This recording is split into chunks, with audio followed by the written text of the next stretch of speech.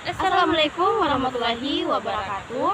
Halo teman-teman, kami dari kelompok 2, saya Dila Safira, Dan saya Hestiani, kami dari Prodi Pendidikan Matematika, Fakultas Keguruan dan Ilmu Pendidikan. Universitas Sulawesi Barat. Nah, di video kali ini kami akan membahas mengenai Fungsi dan lingkungan pendidikan. Yuk kita simak videonya.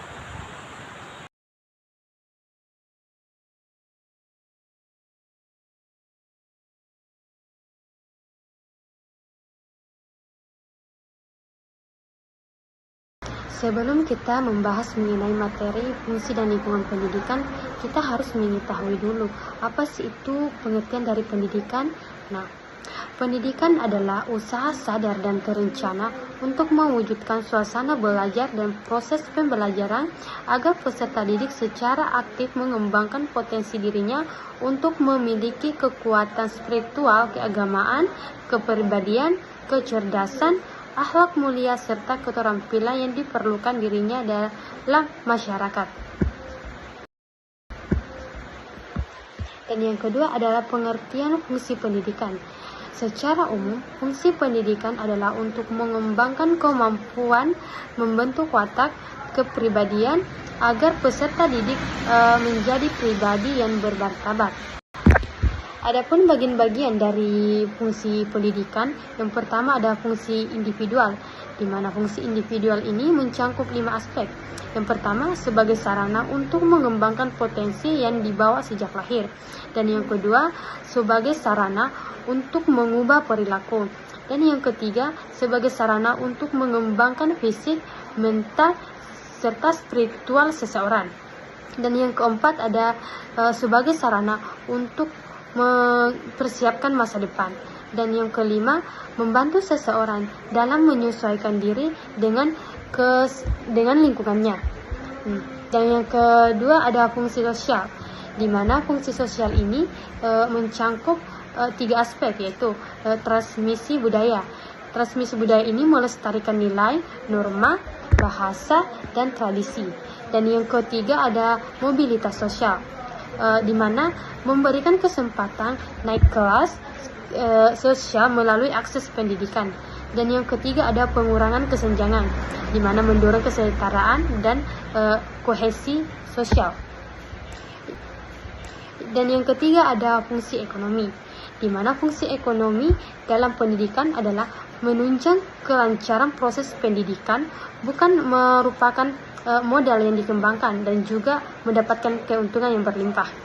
Dan yang keempat ada fungsi kebudayaan, di mana fungsi pendidikan dalam kebudayaan adalah peran pendidikan sebagai agen transmisi dan pelestarian budaya, di mana pendidikan tidak hanya menyampaikan pengetahuan, tetapi juga mewariskan nilai, norma, simbol, dan tradisi masyarakat. Dan yang kelima itu fungsi politik, di mana fungsi pendidikan dalam politik adalah peran pendidikan sebagai agen sosialisasi politik yang membentuk pemahaman tentang sistem pemerintahan, hak sipil, partisipasi demokrasi. Pendidikan tidak hanya mengajarkan fakta politik, tetapi juga nilai-nilai seperti keadilan dan tanggung jawab untuk mencegah otoritarianisme dan memperkuat institusi negara. Selanjutnya lingkungan pendidikan, di mana lingkungan pendidikan ini merupakan segala kondisi yang mempengaruhi proses pertumbuhan dan perkembangan anak, baik secara langsung maupun tidak langsung. Nah, di dalam lingkungan pendidikan ini terdiri dari 3 jenis, yaitu lingkungan keluarga, lingkungan sekolah, dan lingkungan masyarakat. Yang pertama, lingkungan keluarga. Nah, di mana keluarga ini merupakan pengelompokan primer yang terdiri dari sejumlah kecil orang karena hubungan saudara, yang dimana keluarga ini terdiri dari ayah, ibu, dan anak. Nah, kalau di lingkungan keluarga ini merupakan tempat pertama kali belajar mengenai nilai, norma, dan kebiasaan. Nah, yang kedua, lingkungan sekolah. Jadi, tidak semua itu tugas mendidik dapat dilakukan oleh orang tua di dalam keluarga, terutama dalam hal pengetahuan dan berbagai macam keterampilan.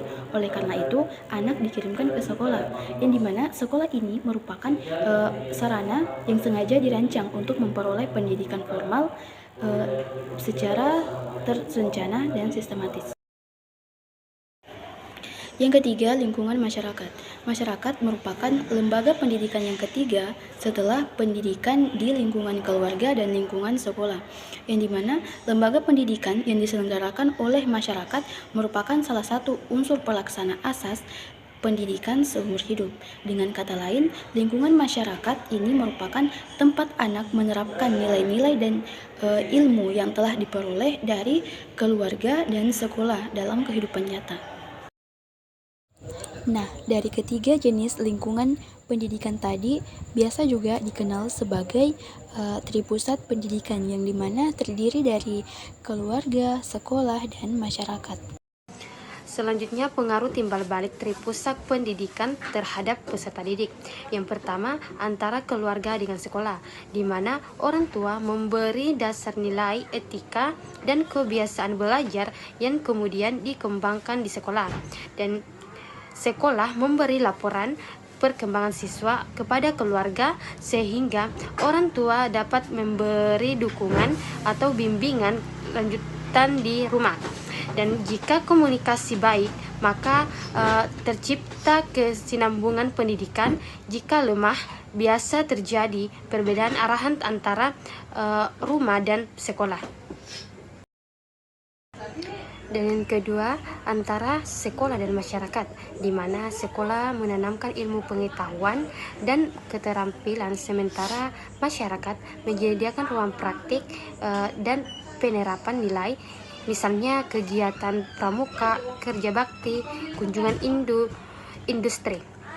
Masyarakat yang peduli pendidikan akan mendukung sekolah melalui program bersama, sedangkan sekolah bisa menjadi pusat pemberdayaan masyarakat. Dan yang ketiga, antara keluarga dan masyarakat, di mana nilai-nilai keluarga sering diperkuat atau diperlemah oleh lingkungan masyarakat, dan didukung masyarakat yang positif membantu keluarga membimbing anak agar tidak mudah terpengaruh hal-hal negatif. Dan anak yang mendapat pendidikan baik dari keluarga akan lebih siap berinteraksi di masyarakat dan berprestasi di sekolah.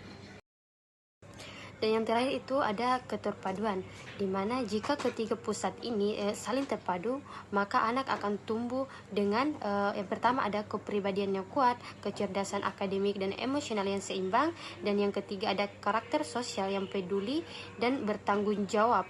Sebaliknya, jika tidak terpadu, maka pendidikan anak bisa terhambat karena mendapat pengaruh yang tidak konsisten.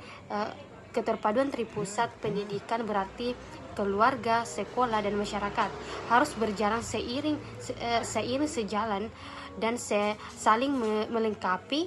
Tanpa keterpaduan, pendidikan tidak akan mencapai tujuannya secara optimal karena anak sebenarnya belajar dari ketiganya sekaligus.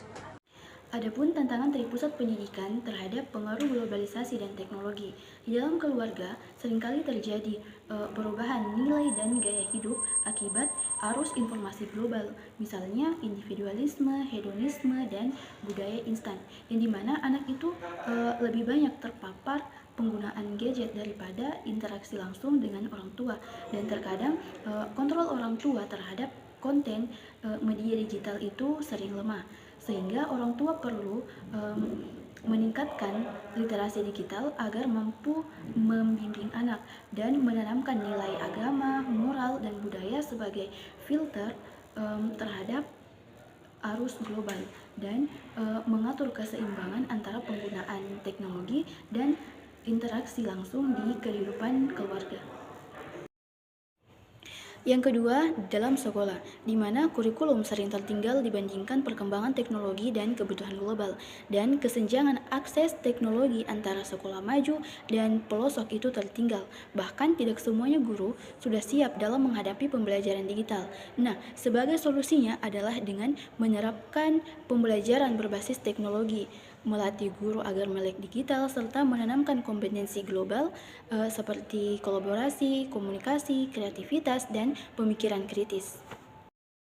Yang ketiga adalah masyarakat, di mana globalisasi melahirkan perubahan norma sosial dan budaya populer asing lebih cepat masuk, sehingga lingkungan sosial kadang kurang kondusif bagi pendidikan karakter, misalnya pergaulan bebas, berita hoax, dan perilaku konsumtif. Sehingga solusi yang dapat diberikan adalah masyarakat perlu membentuk komunitas pendidikan serta menghidupkan kembali budaya gotong royong dan memanfaatkan teknologi untuk kegiatan sosial positif. Sebagai mahasiswa, saya melihat bahwa fungsi dan lingkungan pendidikan sangat penting dalam menentukan arah pendidikan di Indonesia, di mana fungsi pendidikan bukan hanya untuk mentransfer ilmu, tetapi juga membentuk karakter dan keterampilan hidup.